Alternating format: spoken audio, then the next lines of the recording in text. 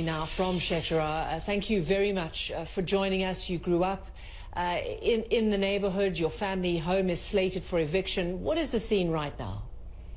Well, I thank you so much for having me. To start, it's not really an eviction. It's forced ethnic displacement, to be accurate, because an eviction implies legal authority.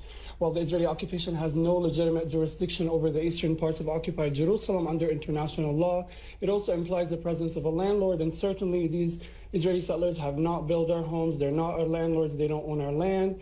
And thirdly, eviction does not imply the hundreds and hundreds of heavily armed police and army and settlers colluding, blowing up your doors, throwing your children from your windows, and using brute force to throw you out in the street and assaulting and arrest you should you resist.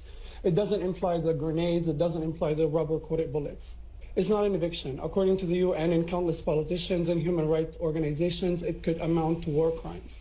Actually, the situation is pretty tense, I can tell you, and we're very scared of losing our homes to Israeli settler organizations. These settlers and courts would argue that their claims to the land predates you and your family. Have you been allowed to prove otherwise? No.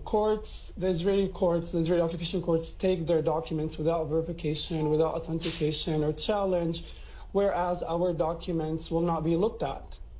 They will not be taken into consideration. Besides, just because something is technically legal does not mean it's ethical or moral or historically just or accurate or correct.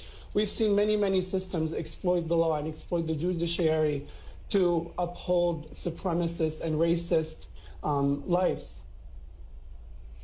You've written very powerfully about being 11 and remembering this incident that I spoke about these settlers coming to your home and taking half of it. How does it feel to have grown up with what you've called the anxiety of dispossession? It feels familiar because this is what every Palestinian feels like under the crushing fangs of Israeli colonialism in Palestine. My grandmother was thrown out of her home in 1948 in Haifa, and she was thrown out again in 1967 and again in 2009 when Israeli settler organizations colluding with the Israeli state took over half of our home.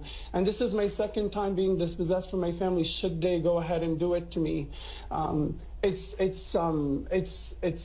It's scary, but it also has a name. It's settler colonialism, and it's apartheid, and it's the fact that these settler organizations are working together with the state to exploit the law to dispossess Palestinians. What would you like from the international community? There has been a response by many to the situation your family is in right now.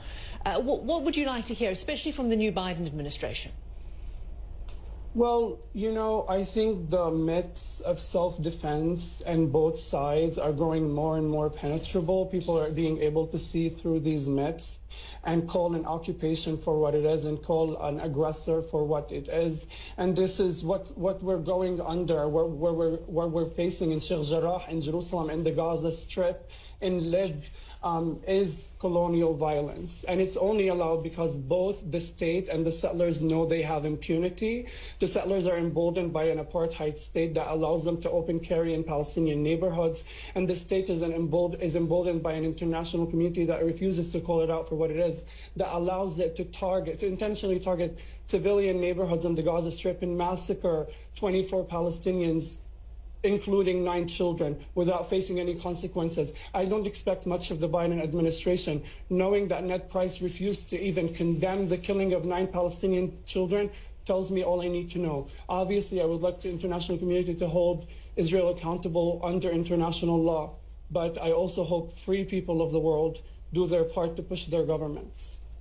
Do you support the protests, the violent protests that have erupted in solidarity with you and other families in your position right now? Do you support the violent dispossession of me and my family? I'm just asking if you support the protests that are taking place in support of your family.